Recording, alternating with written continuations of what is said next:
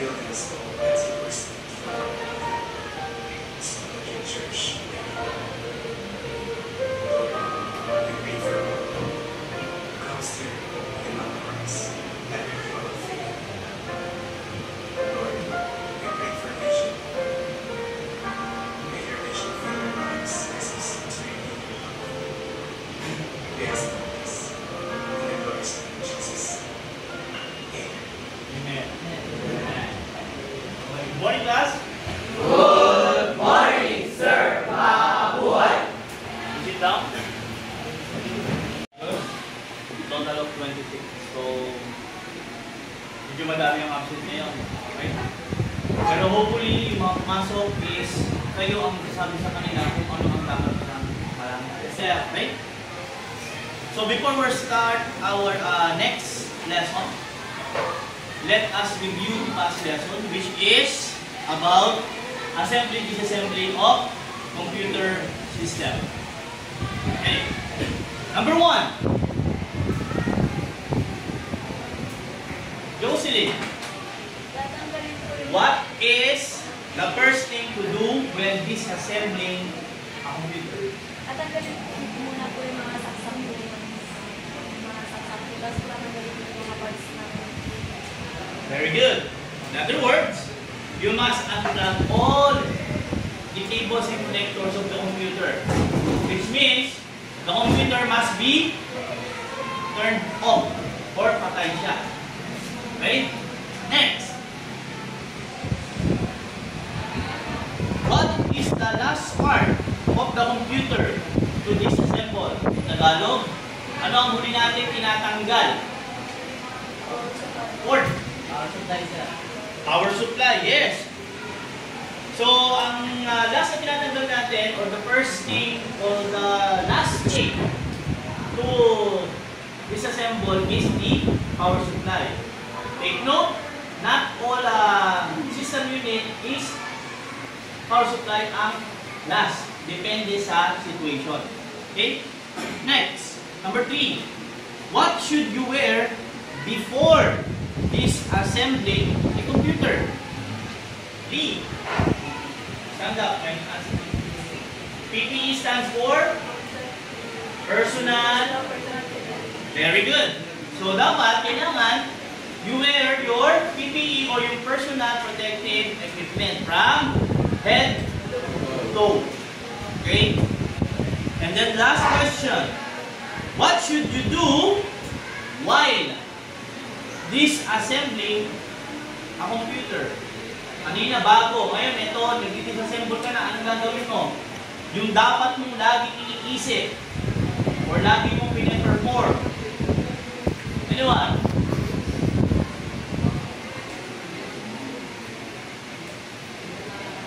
Mark. Take precautions po. Precaution or what we call OHS, Occupational Health and Safety Procedure. Thank you, Mark. So, ibig sabihin niya, dapat nag-iingat ka at alam mo yung mga dapat mong iwasan at hindi dapat. Okay, very good. So, before I tell the next topic, let us guess the picture. Meron ako ipoproject itong picture, 10 seconds each. Tignan ninyo kung ano yun. Hindi nyo kailangan sagutan, mamaya pa. Okay?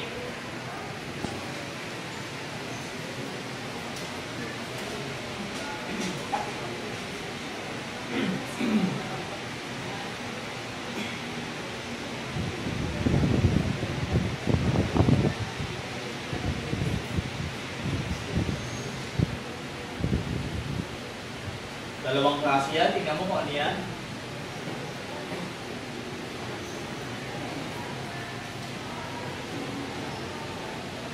Parang nakita niya kanina. Pero that is a logo. That is a logo. This one is also a logo, hindi brand. Logo, not a brand.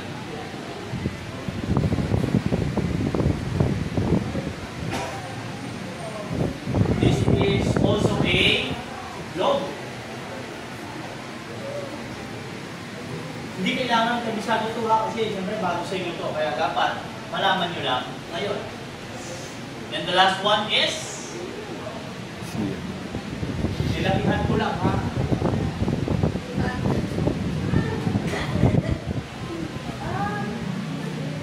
Hindi nakuha ang just the picture. Mamaya tingnan natin kung ano yan. Okay? So, play ko lang yung short clip which is 5 minutes. No? Panoorin nyo lang. Then sigurado ko malalaman nyo na kung ano yung next topic natin. Hello guys, meron tayong bagong video about sa paggawa ng bootable device. Kailangan muna din natin malaman kung ano mga dapat natin i-consider sa paggawa nito. Marami nakarinig na po kayo ng mga nag-i-install ng operating system or tinatawag mo nire-reformat gamit yung bootable or yung USB stick na tinatawag natin. So, check muna natin yung mga dapat natin i-consider, dapat natin malaman bago gumawa nito. In this video, malalaman natin guys kung ano yung mga command sa paggawa ng bootable device. At ano ba ang pagkakaiba ng MBR at GPT ng partition style? Mahalaga na malaman ang partition style ng ating computer at ng ating hard disk para may mga files tayo na kailangan tayong itabi at ma-retain ay hindi ito mabubura para hindi tayo mahirapan sa pagpapriority sa BIOS setup ng ating flash drive. Una, ano ba ang MBR or Master Boot Recorder? Ito po yung mga lumang partition style na ginagamit ng ating mga computer.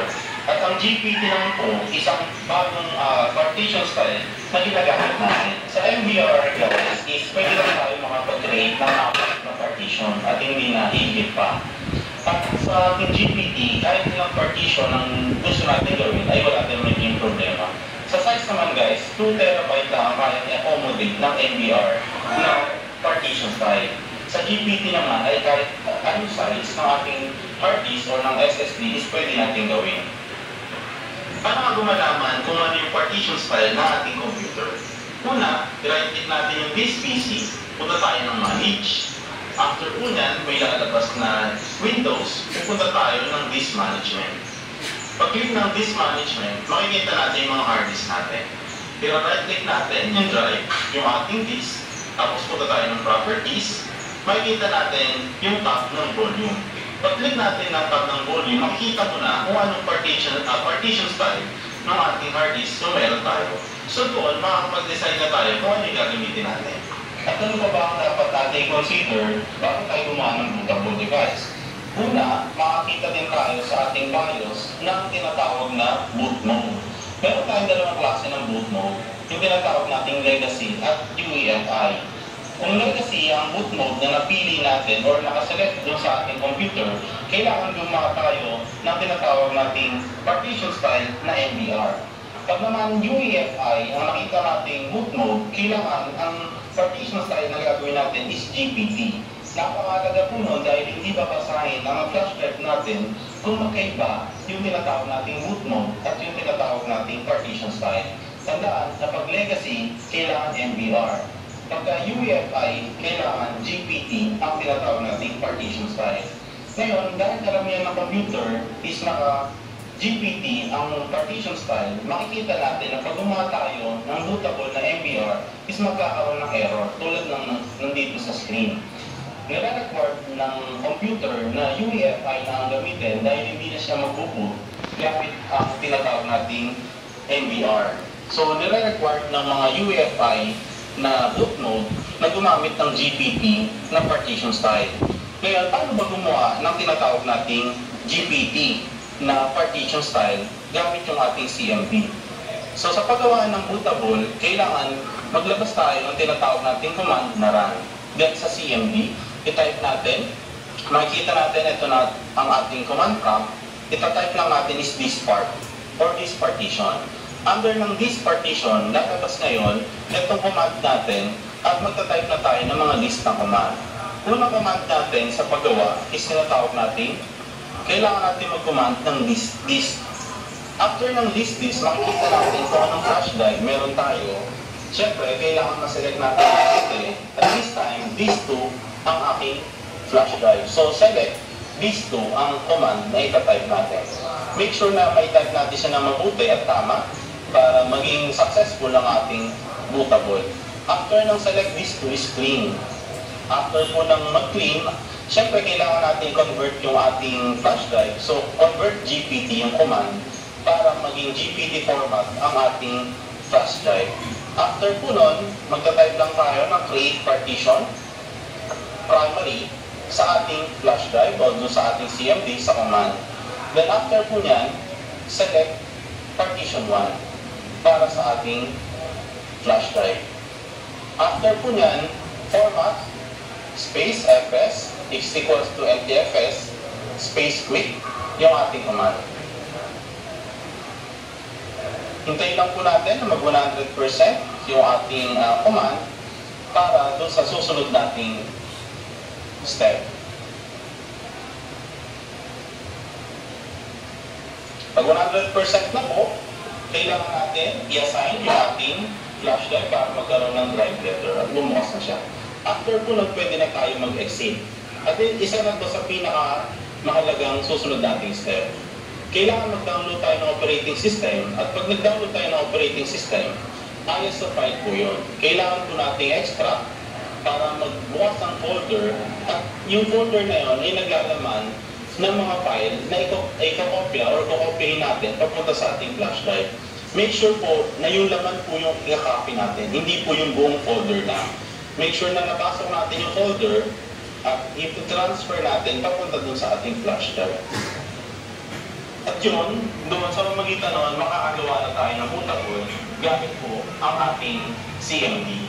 At malilipat natin yung file natin from ISO, in-extract natin, at yung naman yung folder, i-copy natin papunta sa ating flash drive. Pagkatapos po niya, naging 100%, mayroon na po tayong bootable flash drive. At ang partition style is tinatawag nating GPT para sa mga UEFI na klase ng ating BIOS. Okay, so try to guess what our next topic will be. Can you guess na? Meron na tayong picture, may video, sinabi ni Sir. Wala na. Creating bootable flash drive. Very good. So, our next topic is about creating bootable, actually not flash drive, bootable device. So when we say bootable device, it is either USB or flash drive or DVD. Okay?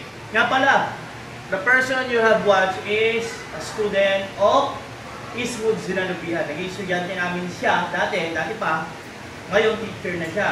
So teacher na siya, yan, nag-vlog na. Ngayon nasa Canada na siya. No?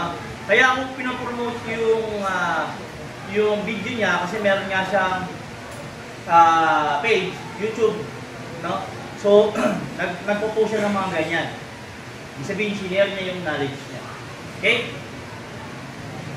Hello, So, the objectives on this topic will be, number 1, is to identify the required bootable device to be used in installing the operating system. Number 2, you have to know the different ways to create a bootable device. And then the last, syempre, perform. Ibig sabihin, kailangan nyo mag-actual or gumawa ng bootable device using CMD or third-party application kung saan tayo aabutin. Okay? Let's start. Bootable device. Tama ang sinabi ni Dana. So what is a bootable device? It says here that a bootable USB is a super convenient to have on hand if you need to install or repair an operating system on your computer. Natural. mas madaling mag-install when you are using a flash drive and not a DVD. Because not all computer has a optical disk drive or DVD. Like my laptop, malaki lang siya pero wala siyang DVD. May DVD, may optical drive siya, kaya lang i-convert ko siya into SSD. Pwede yun. Ang drive ng laptop natin, pwede natin convert yan to SSD. Kasi yung power nun, binigay ko sa SSD. Wala kasing extra power yan. So, binigay ko na lang SSD instead of optical disk drive. Kasi nga, marami naman akong USB port na pwedeng gamitan. Okay? Ginagamit lang natin yun sa mga lumang computer o yung hindi binabasa yung USB ports. Nakuha? Gets? There are 3 ways to create a bootable device. Kung meron kayong alam, or lahat alam nyo na, makinig na lang kayo. So the first one is using USB device. So kung kanina, doon sa nakita nyo yung guess the picture, that is a USB device o USB flash drive or flash drive in other words. Pen drive, thumb drive, maraming tawag dyan. Right? To create a bootable device using command prompt o yung tinatawag nating CMD, command prompt. No? We will use this part command. Utility to format the drive and make it bootable, followed by copying the necessary boot files. Second way to create a bootable device is using DVD. Actually, CD, DVD. When we say CD kasi, dito sa mga luma, like Windows 7, Windows 95, 98, kung nabutan yan, pwede yan. No? Pero ngayon, ang ginagamit natin is DVD. Ano yung DVD? Nakakalimutan na? Digital Versatile Disc. DVD. CD is compact disc. So ang CD 700 MB while the DVD device is 4.71 gigabytes. 7 So to create a DVD, siyempre kailangan mo ng blank DVD or tinatawag natin DVD-R or RW. Okay, mamaya natin explain kung ano yan. So kailangan natin tinatawag na i-burn. Sulatan doon sa DVD na blanco para magkaroon siya ng laman. And the third way to create a bootable device is by using ano yan? Third-party application, or in other words, that is the logo of Rufus. Rufus is a third-party application that can create bootable flash drive. Flash drive. Kaya in-emphasize yung flash drive. Hindi lahat pare-pareho na dual, DVD, flash drive. Yung iba flash drive lang, yung iba pang DVD lang. So dito nga, pwede kang mag-install ng Rufus, like that one. Power ISO, yung may bilog na parang kulay dilaw. Yun yung tinatawag na Power ISO. Yun, pwedeng pang USB pa, DVD. And then the last one is USB DVD. Windows USB DVD tool. Ibig sabihin, it is created by Windows. Na po pwede tayong gumawa ng bootable flash drive at bootable DVD. Okay? Naintindihan yung tatlo? Yes, sir. USB device, DVD, and third party. Okay. Unahin natin the CMD command. No? Creating bootable device using CMD. Okay? Just take note of the important things. First of all, we have to prepare the flash drive. When we say prepare the flash drive, we can use this part command. Sabi nga dito, ano yung sinabi kanina ni sir? Ano yung pwede natin gamitin na partition style? GPT at BMD. MBR. MBR sa luma, GPT sa bago. Okay? MBR sa maliit, GPT sa malaki. Ganun lang siya kadaling tandaan. So this part is a disk partition utility available in Windows. Di ba sabi nga natin, marami tayong operating system, hindi lang Windows. Meron tayong Mac, meron tayong Linux, at marami pang iba. Okay? So number 1, how to use this part. No, hindi lahat kayo kabisado yan. So you can take note, lalo na yung mga nahihirapan mga bisa. Insert the flash drive like this one into your USB port. Preferably it can accommodate 8 gig or higher. The one that we are using is 32 gig. Para natin malaman 32 gig. Nakasulat po. Siyempre, check natin sa flash drive or kaya naman sa computer natin if it is a 32 gig or lower. Okay? For this one, we are using 32 gig. Next.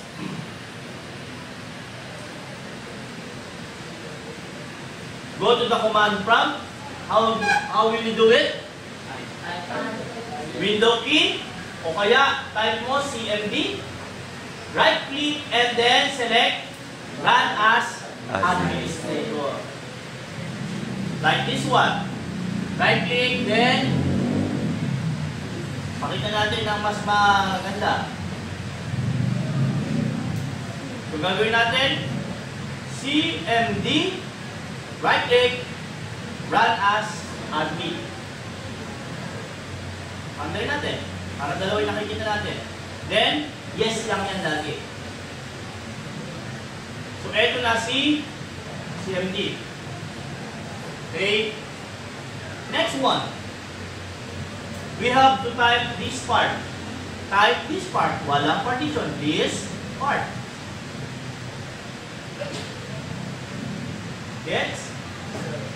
So, para malaman mo kung gumana ang this part, tignan mo sa dulo kung iyan ay nakalagay this part. Kung hindi pumasok, ibig sabihin, mali. Baka binigay mo this space part or wrong spelling. Okay, next. Dire-diretso lang tayo ha. Number 4. We have to type list this. Sa list this natin, para makita kung anong this ang gagamitin. Ha? As I said before, ang ginagamit natin or gagamitin natin ay yung anong size? 32 gigabytes. No? Kasi wala pong 32 gigabytes dyan. Di ba sabi nga natin, hindi naman sakto yan. So, ang ating flash drive ay this 2. So I have to type select space this space 2. Mga hindi pa nag-exam, select this 2. Basahin mo lang naman kung iyan ay selected or hindi. Pag hindi lumabas yung selected, ibig sabihin wrong spelling or may mali sa command window. Next. You have to clean the drive, so I have to type clean and then enter. Anong sabi? Succeeded in cleaning. Lagi kayo magbabasa, hindi nyo kailangan kabisaduhin ng sunod-sunod dahil baka magkaroon kayo ng wrong spelling o maling magawa, hindi yan tutuloy. So kailangan naintindihan nyo at nakikita nyo na tama yung ginagawa nyo. Next, we have to create partition primary. When we say primary, first partition. Mas maganda talaga pag gumagawa tayo ng partition, one partition lang muna. Okay? Succeeded. And then, we have to select yung ginawa natin. Select partition 1. Kasi isa lang ang ginawa natin. Tingnan nyo nangyari. Ano nangyari? Nagagdagan na isa. May lumabas na ibang pangalan. Ibig sabihin, may mali ka sa command mo. Purahin mo lang, then ulitin lang. Okay? Select partition 1, and then, when you select it, you have to activate it or type active para magamit mo siya. Okay? Next one is, we have to format. Hindi lang kasi sa na nililin na kung iba yun. Ang format, buburahin niya buo yung flash drive mo, babaguhin niya yung file system natin. No, gagawin natin NTFS. Pag 32, ginagamit yan sa mga 32 pababa. Ang NTFS 32 gig pataas. So ang gamit ko ay 32 gig. Ano pwede kong gamitin? Pareho, pero ang gagamitin ko ay syempre yung mas bago, which is NTFS. Format, space, FS, equal, NTFS, space, quick. Kailangan lagay nyo ng quick kasi kung hindi nyo lagay ng quick, matagal yan, mabagal yan. Okay?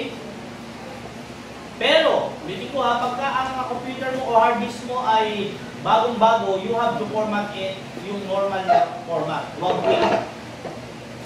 Para talaga malinis siya. Okay? Once the flash drive is being formatted, na dapat submit lang, 100%.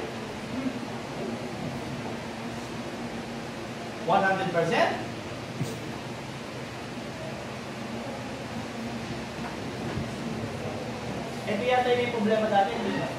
Hindi naman. So, na-format na. Tabahan tayo doon, natagal. Assign natin. Ibig sabihin, assign, magbibigay siya ng drive letter. Tandaan niyo, ang drive letter nagsisimula sa letter C hanggang Z. Ang letter A at B, ginagamit sa floppy disk drive. A at B, floppy disk drive. Kaya nagsisimula tayo sa C. Assign. And then last, it will be the exit. Kanina nakita ko nag-exit siya. Anong ginawa niya?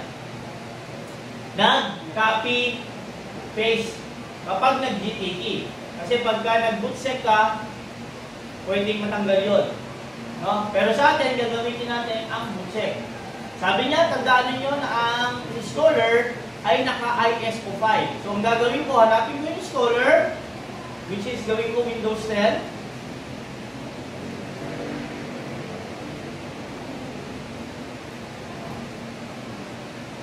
Ang Windows 10 ko, ito. Pwede mo siyang i-extract, pwede mo rin siyang i-double click, or pwede mo siyang i-open sa Power ISO.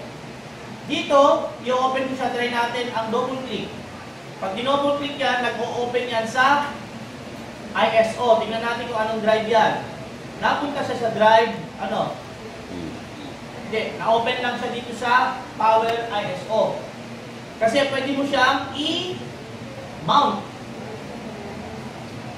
Ibig sabihin ng i-mount, ilalagay ko siya dun sa... Sir, sabi nyo kanina wala kayong optical disk drive. Bakit? Ano po ito? Ang Power ISO, gumagawa siya ng virtual na optical disk drive. Ibig sabihin yung virtual, wala ka niyan, pero nagkakaroon ka. Sa loob lang, hindi sa labas. So kapag kami mount ko to, mount, image, drive E, ano mangyayari? Napunta siya sa virtual optical disk drive. Okay? So, anong drive siya? Ang flash drive ko ay G. Tandaan niyo mabuti. E, G. Okay. Punta ulit tayo sa command prompt. Pupunta daw tayo sa installer. Anong drive? E colon. Ngayon, itatype lang natin ang dir to make sure na may laman. Meron. And then, we are going to go to boot directory or boot folder.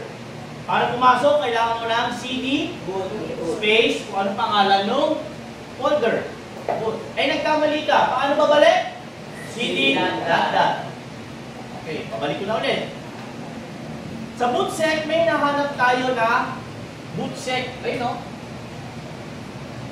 So, kung meron siya, executable file, ang gawin natin, bootsec, you can insert .exe, slash, space slash, forward slash, and T60 as a command to make it bootable. Tapos, the last question, anong drive daw ang gagawin niya bootable? Which is drive G. Very good. Enter. Boot code was successfully updated. Ibig sabihin, it is now ready to copy and paste the operating system. Meron tayong dalawang pag-copy using CMD or yung kanina ginawa ni Sir. Copy, paste. Doon na sa pinakamadali. Para daw, open mo lang yung drive mo. Hindi ka-copy yung, itong drive na ganito copy. Hindi ganon. Buong laman ng folder, copy, ipe-paste sa drive. Ganun lang. Pero syempre, kung gusto mo na medyo thrill, kailangan natin gumamit ng manually copy, which is Xcopy. Sa Xcopy, madali lang naman kung hindi ako malolobat. Yan. Okay. Sa Xcopy, kailangan mo lang tandaan, Xcopy.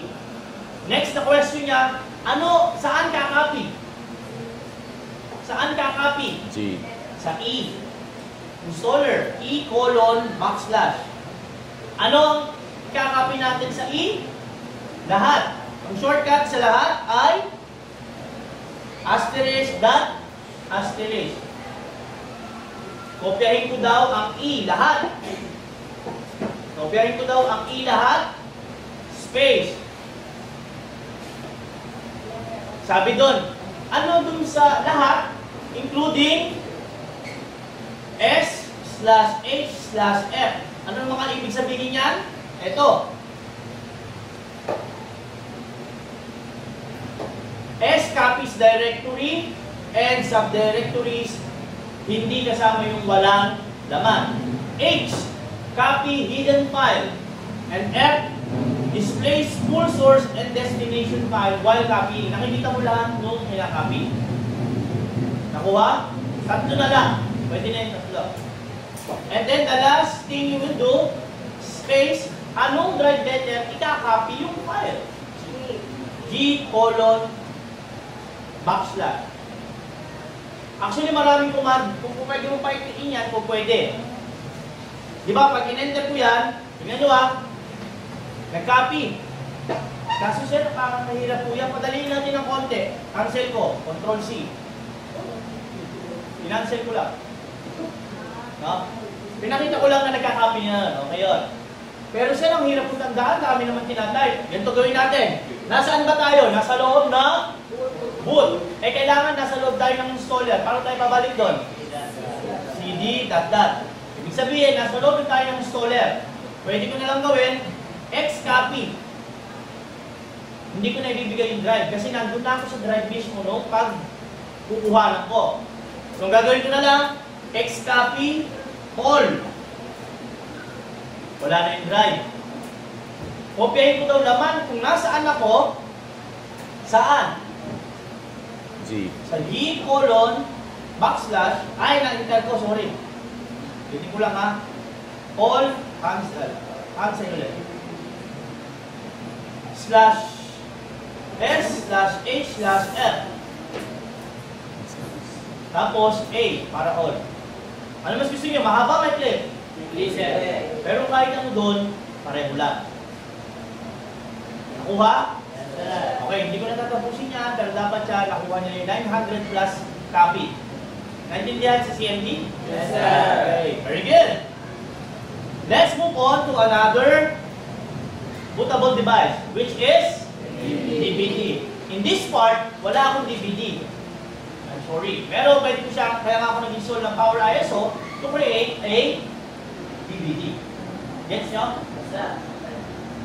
So, in this topic, we have to create device using DVD.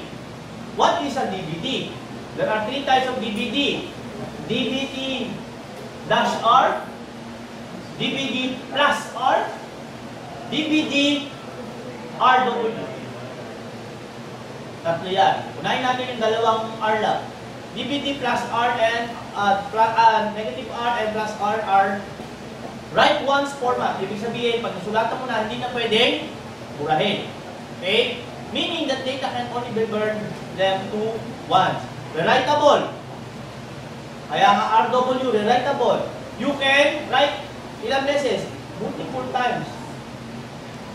Ano po pinagkaiba ng dash lang at saka ng plus? Ang dash at saka yung plus, ibig sabihin yan yung bilis ng pag-copy. Ulitin ko ha, yung bilis ng pag-copy. Pero ang sabi dyan, pag nag-search kayo sa internet, ang mas magandang gamitin daw ay plus. Kasi nga may mga plus additional ano siya, parang dito, part na kung pwedeng gamitin sa kanya. Which is hindi naman masyadong halata. Kasi paano kung ginamit ko negative R o yung dash R lang? Okay lang din. Pero ako pamipiliin, siyempre dalawa naman yan, kung hindi kasi lahat laging available yung plus. Laging dash R lang o yung DVDR lang. Yung plus R, swerte kung meron. Kaya kung meron nga, yun ang pinapipili ko. Okay? Ngayon, kung may budget, mas mahal ang DVDR W. Kuha? So, paano ginagamit yan? Mag-insert lang daw tayo ng blank DVD sa optical disc, thankfully. So, imagine, meron tayong DVD dito na dalawang klase. 4.7, ibig sabihin nun, single layer. Pag double layer, 8.5. Hindi mo na kayo pinabili ng 8.5 kasi sayang naman dahil may mga flash drive naman kayo. So, ang ginawa na lang natin ay yung single layer o yung 4.7 gigabytes. Ulitin ko, meron tayong dual layer, 8.5. Kung gusto ninyo. Kung ayaw ninyo, okay lang din. Kuha? Okay. So, once na nasa meron ka ng DVD, open mo na si Power ISO. Paano siya ino-open? Parang CMD lang din. Type mo Power ISO. Sir, paano pag walang Power ISO? Kailangan download at install sa system ninyo. Katulad sa akin, naka-download na, so hindi ko na kailangan i-install. Right-click, run as admin, then yes. Lalabas dito, wala pang laman, kasi nga bago lang. Ay, walang laman. Para magkaroon ng laman, anong gagawin?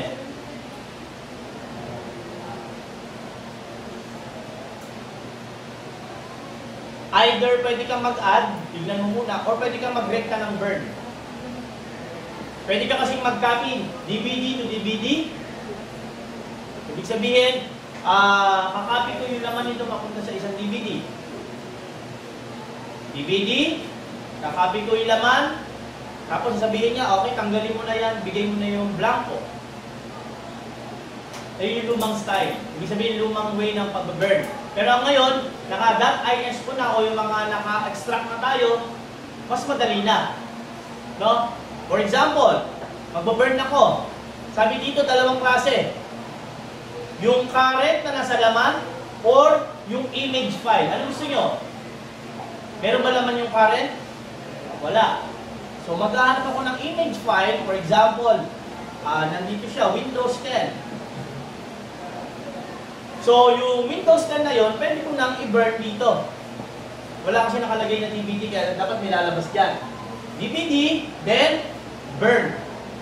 Ganun lang siya kadali. Kung ayaw mo naman ng rektahan, pwede ka naman mag-add dyan. Add ko si Windows 10. Ito na si Windows 10. O kaya naman, gusto mo ganito. Mag-open ako. Ay, mag-open. Tawag dito. Yung ilalagay ko yung laman sa loob ko. Select all. Then, pwede yan i-drag dapat. Ba't ayaw niya? Open lang talaga. Ganito.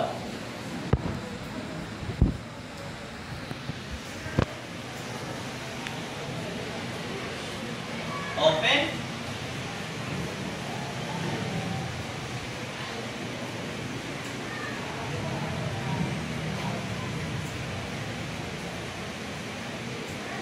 Then, select natin Windows 10. Yes. Meron daw gumagamit. Wait. Hindi natin. Power ISO.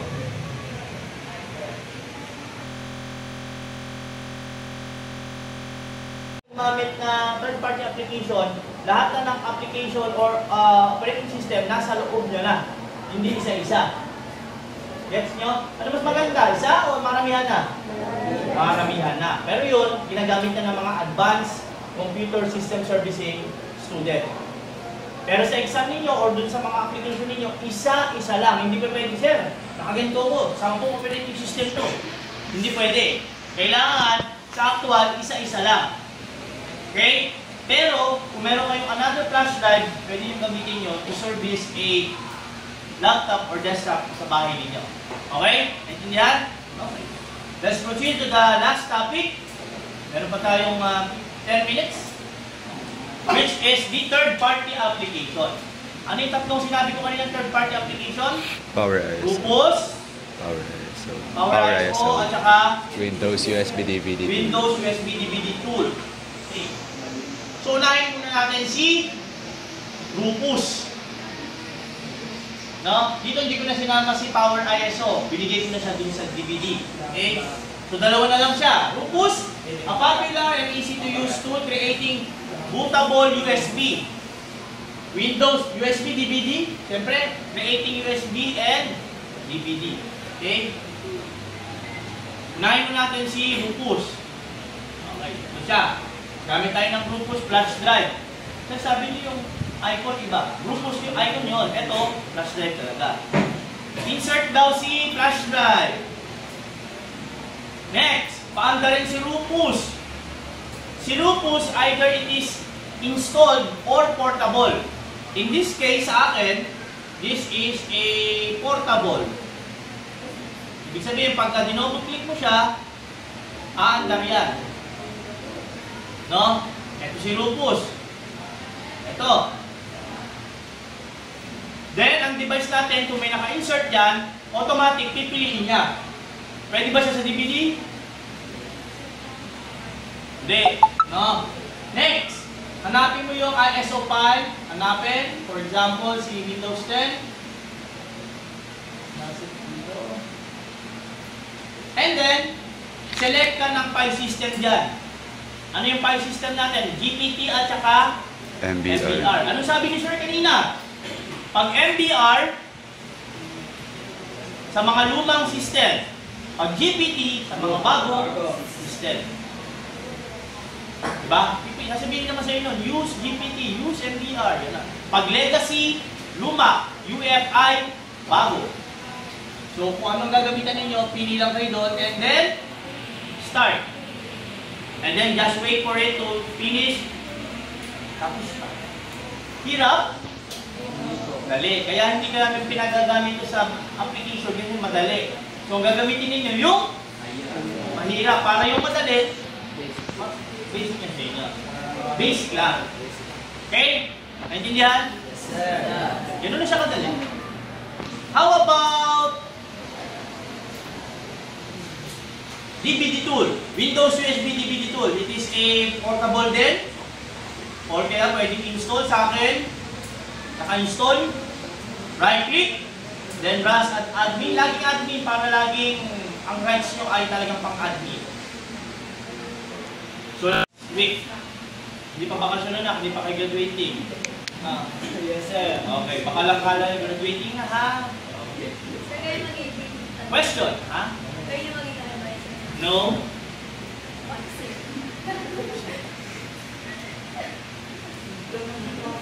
Oh. Okay na? Yes, sir. Okay, question! Very good. Susunod na ang quiz. Okay, so let's move on to our analyzation. Analyzation means quiz. So you can write it on your notes. Sir, di ba exempted yung videographer? Yes. Okay, the quiz will be 10 points only. So arrange the following step in order, in the correct order. Write only the letter. I will be giving you 1 minute to answer this letter lang. Number. Okay, answer that in your own opinion.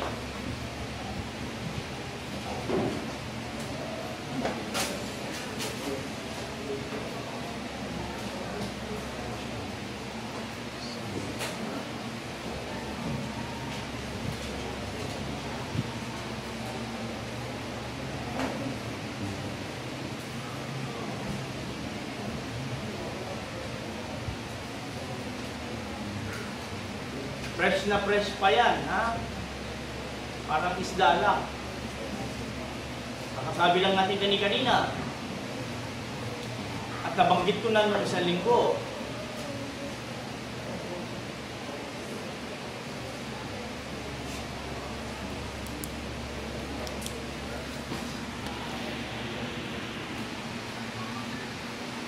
Okay? Are you done?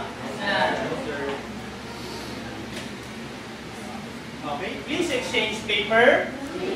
Right corrected by.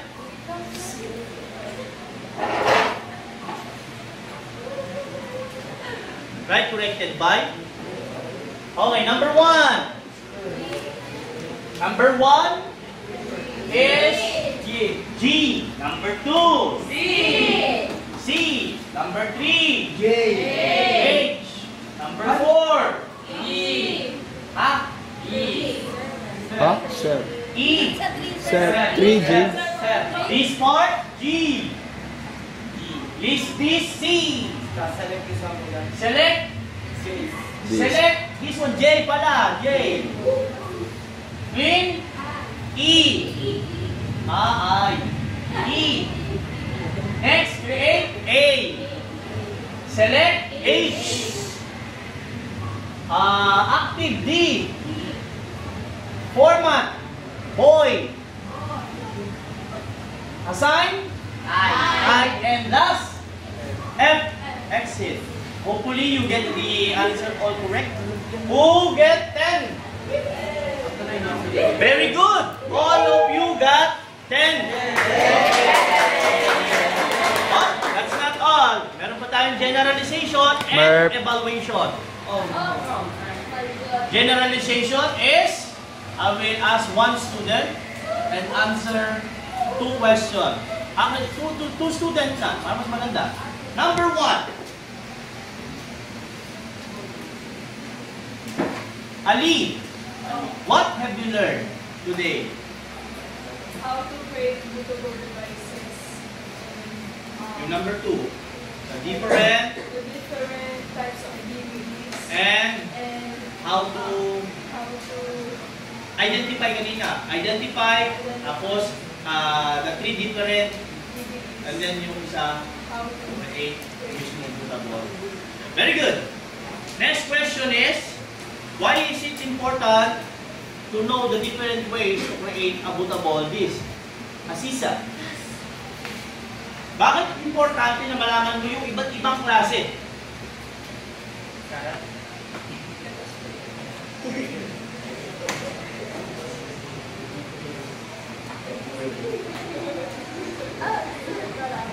Yung Tagalog, hindi ko ma-explain na English. Para hindi magkamali. So, magkamali saan? It depends on the situation.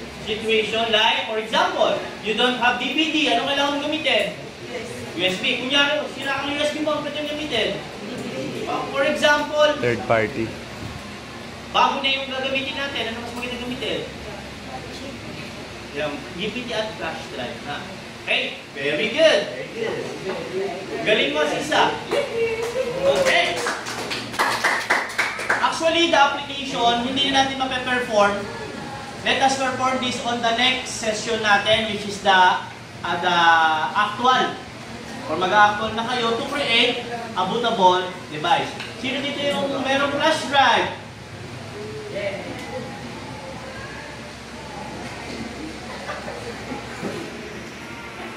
Yung DVD.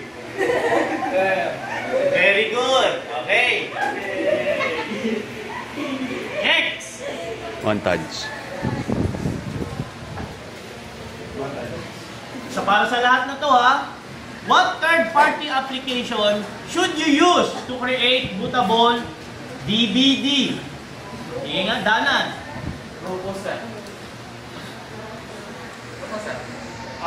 Baka hindi mo napansin.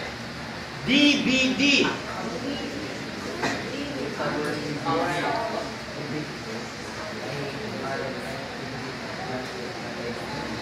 Pwede magbago. Hindi Rufus, Pero, Power and NSO?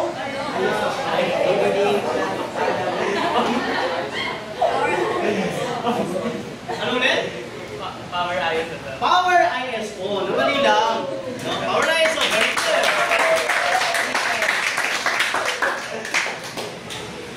And then, ito nga yung ating evaluation, which is next week na natin gagamitin, yung perform the creating bootable device.